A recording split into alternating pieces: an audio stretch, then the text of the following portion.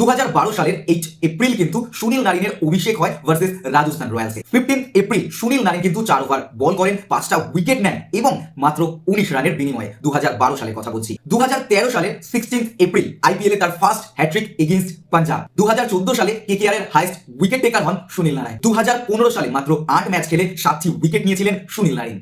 2016 সালে 11 ম্যাচে 11টা উইকেট এবং 110টা ডট বল করেছিলেন সুনীল নারিন। 2017 সালে 13 এপ্রিল কিন্তু ফার্স্ট ওপেনার হিসাবে নিজেকে পরিচয় করান আইপিএল এর মঞ্চে এবং সেখানেও এগেইনস্ট পাঞ্জাব। সেই ম্যাচে কিন্তু 18 বলে 37 রানের একটা দুর্দান্ত ইনিংস খেলেছিলেন এবং এখান থেকেই ওপেনার সুনীল নারিনের এক নতুন দিশা খুলে গেছিল কলকাতা নাইট রাইডার্সের হয়ে। 7 মে ওই বছরই কিন্তু 105 রানের একটা পার্টনারশিপ তৈরি করেন পাওয়ার প্লের মধ্যে এবং সেই ম্যাচটা ছিল আরসিবির এগেইনস্টে। 2018 সালে দ্বিতীয়বার আইপিএল এ মোস্ট ভ্যালুয়েবল প্লেয়ার বা এমভিপি অ্যাওয়ার্ড পান কিন্তু তিনি।